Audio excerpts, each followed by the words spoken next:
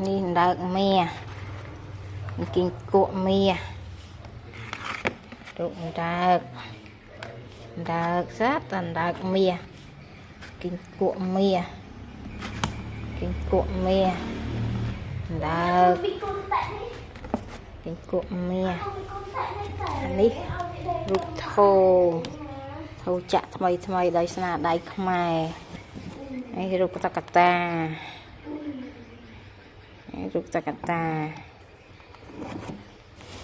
អានេះរូបមន់គ្រប់មន់មិនតាន់លាបពណ៌ទេ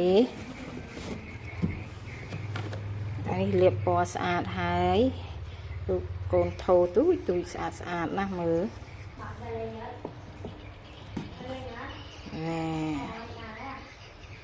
ស្អាតណាស់